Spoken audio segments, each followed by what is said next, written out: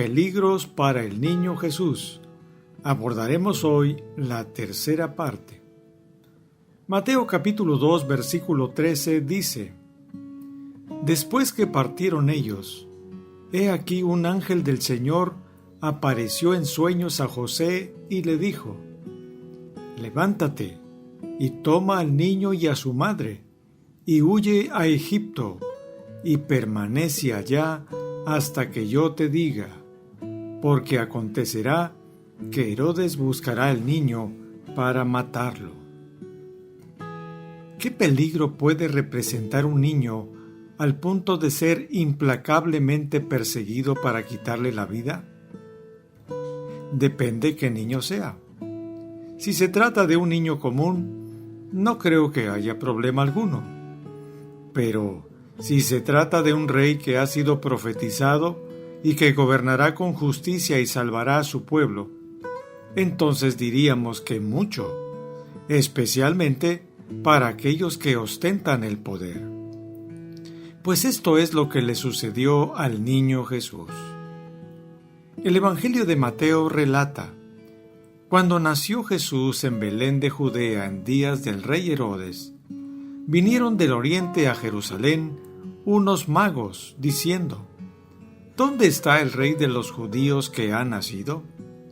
Porque su estrella hemos visto en el oriente y venimos a adorarle. Oyendo esto, el rey Herodes se turbó y toda Jerusalén con él. Mateo 2, versículos 1 al 3.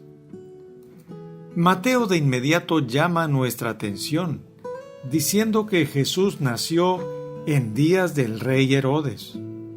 Esto es de suma importancia. ¿Quién es este rey Herodes? ¿Cómo era? ¿Cuál era el ambiente en Judea durante su reinado? Las respuestas a estas preguntas nos permitirán comprender la realidad de la llegada de Jesús al mundo y cómo reaccionó Herodes frente a la noticia de un nuevo rey. Este rey es conocido como Herodes el Grande. De acuerdo con historiadores, Herodes el Grande fue repudiado por los judíos porque fue impuesto por los romanos con mucho derramamiento de sangre. Además, porque no tenía orígenes puros judíos.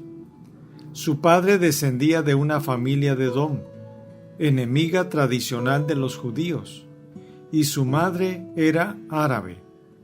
Pero lo peor de todo era que Herodes mostraba muy poco respeto por las costumbres y leyes de la religión judía. Historiadores dicen que Herodes gobernó del año 37 a.C. al año 1 a.C. y que fue vasallo de Roma. Para ganarse el favor de los judíos, construyó el segundo templo de Jerusalén, llamado Templo de Herodes. Además, también construyó el puerto de Cesarea y las fortalezas de Masada y Herodión, entre otras.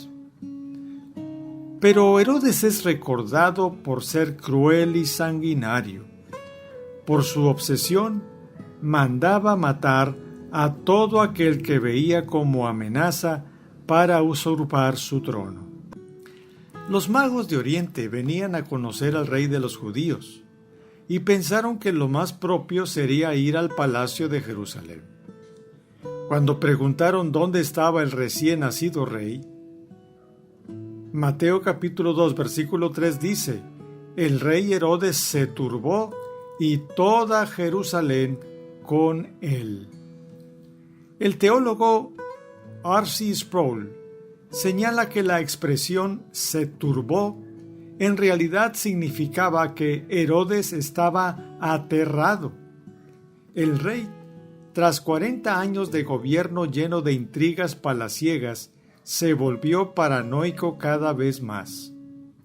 Y cada vez que escucha de otro pretendiente al trono, de otro movimiento entre los judíos para destituirlo, lucha por su vida para mantener su poder y su autoridad, dice Sproul, y añade que la expresión "y toda Jerusalén también" significaría que los funcionarios que estaban con él, basados en las reacciones violentas del rey en el pasado, estarían también aterrados de las medidas que tomaría con la noticia que acababa de recibir.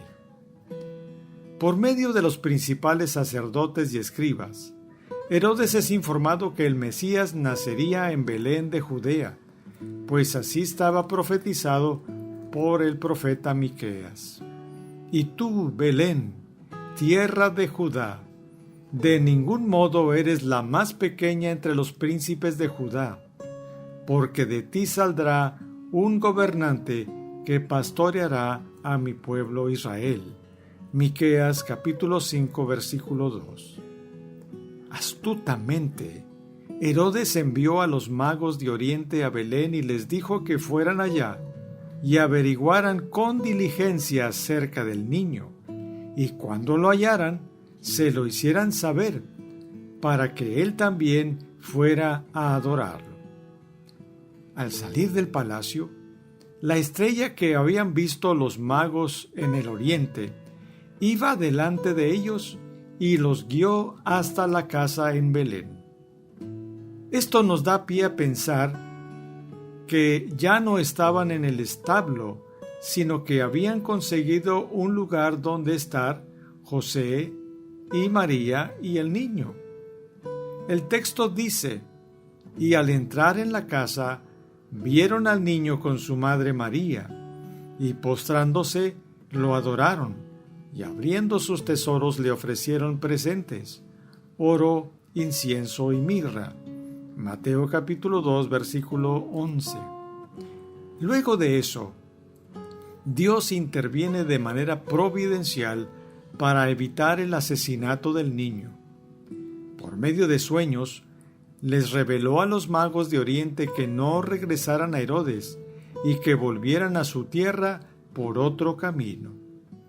Después que los magos salieron de casa de José y María, el Señor le reveló en sueños a José y le dijo: levántate y toma al niño y a su madre, y huye a Egipto, y permanece allá hasta que yo te diga, porque acontecerá que Herodes buscará el niño para matarlo. Mateo capítulo 2, versículo 13. José obedeció, tomó a María y al niño y huyó a Egipto.